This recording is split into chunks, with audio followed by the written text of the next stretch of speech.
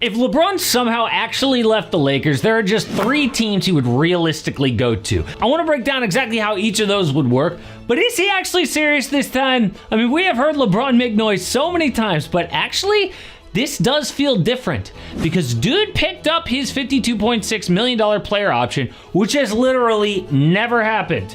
Okay, Bron always renegotiates and add on another player option year. Has never in his 22 years been on an expiring contract until now. So we already knew that something was up. But then his agent Rich Paul said, LeBron knows the Lakers are building for the future and he also wants to compete for championships. We understand the difficulty of winning now while preparing for the future. So we want to evaluate what's best for LeBron at this stage of his life and career. Oh, the passive-aggressive LeBron statement. It's a classic. But what happened? I mean, I thought the Lakers cut Luka Doncic without having to gut their team. If LeBron's concerned about winning titles, aren't the Lakers in a better position than before? Also, didn't LeBron just say like last week that winning rings shouldn't matter that much? I don't know, but so far this offseason, they have lost Dorian Finney-Smith to Houston and not made any big trades. Yes, they got DeAndre Ayton, which is okay, I guess, but let's not pretend all of a sudden like DeAndre Ayton has been anything but a punchline since he left Phoenix, okay? The man calls himself dominating, and he's not being ironic. Not exactly self-aware. Plus, he likes to post up and score himself. He is not the elite lob threat that Luka loves to play with. But LA still has draft picks to trade. They haven't put Austin Reeves on the market. Rui. I mean, we just saw the Bucks do the most desperate move to keep their superstar happy.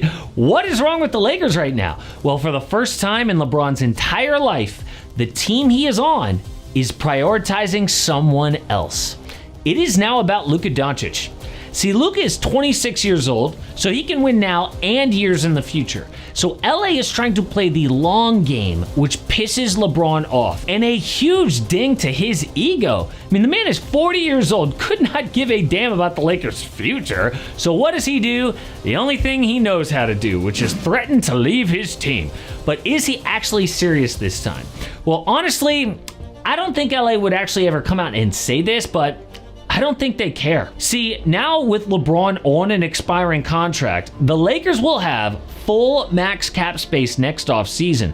That would allow them to replace LeBron with a new, younger co-star for Luka. I actually think the Lakers were happy that he didn't decline the option and extend, because now they can move on. Either trade for a star into that cap space or use the money to sign multiple high-level players to surround Luka with depth for this era of basketball. But if LeBron left, where could he go?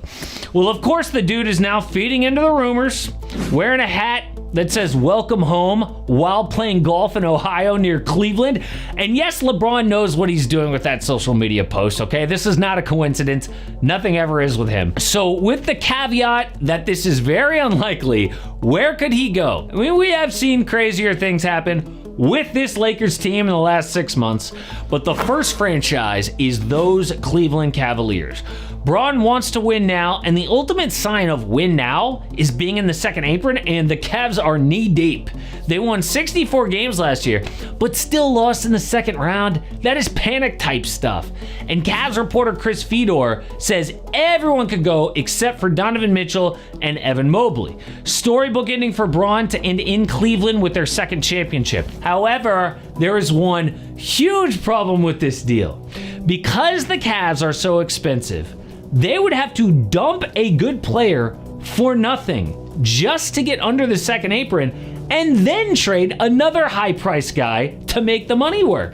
For example, the Lakers would get maybe Darius Garland and Dean Wade, but the Nets would get Jarrett Allen, and the Cavs would get Bron and maybe a 2026 second-round pick. This actually works financially, but the Cavs would have to dump Jarrett Allen to his old team and then trade Darius Garland, all for 40-year-old LeBron James. That is insane. Or I guess the Lakers maybe would rather have Jarrett Allen at center because Luka handles the ball and Garland's a point guard. The point is, the Cavs would have to be so desperate to make this happen, and I don't think they are yet.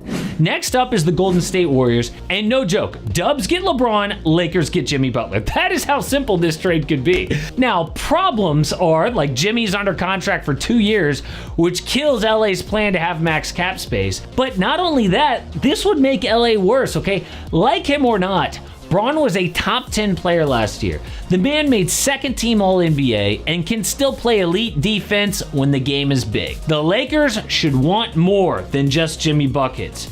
Would the Warriors be willing to throw in a first round pick? A good young player like Brandon Podziemski? I mean, Bron and Steph have talked about playing together for years and had awesome chemistry at the Olympics, coached by Steve Kerr, by the way. This trade would be almost as big as the Luka deal in terms of breaking the internet. The only reason that I think it's semi-realistic is how clean that trade is compared to other teams on this list, like the New York Knicks. Now, you're going to see rumors about LeBron going to Denver with Jokic or the Spurs with Wemby, but let's be honest, okay? Bron is a big market guy at this point. Outside of Cleveland, his hometown, I cannot see him going to a smaller city. Now, we did have that leaked video where LeBron says to his friend that Savannah wants him to retire, maybe move to New York. So this trade would be the Knicks getting LeBron and the Lakers getting OG Anunoby, Mitchell Robinson, and Deuce McBride.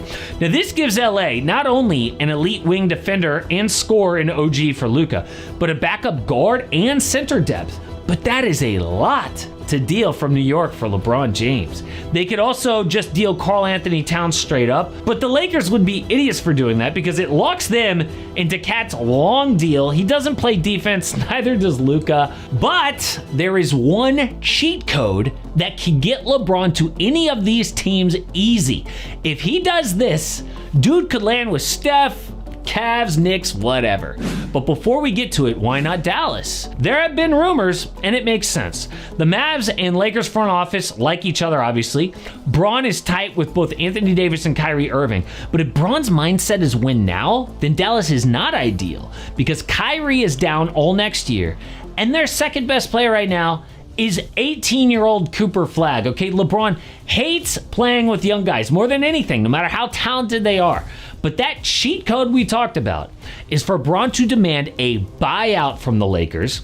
Then he could sign with pretty much whatever team he wants. But right now, a trade would have to gut any team he goes to, as you just saw, and most teams wouldn't even be willing to do that. It would be a cold move for Bron to pick up a $52 million player option and then ask for a buyout. But if LA wants to maintain their reputation as a star-friendly franchise, then maybe they say yes. Now, for the record, I don't think any of this is likely going to happen, but Bron has never been in this position before. His team is now prioritizing someone else, and there just might be a chance he is not bluffing. But the Bucks will do anything to keep Giannis happy. We just saw them do the craziest move in recent memory, but you know what?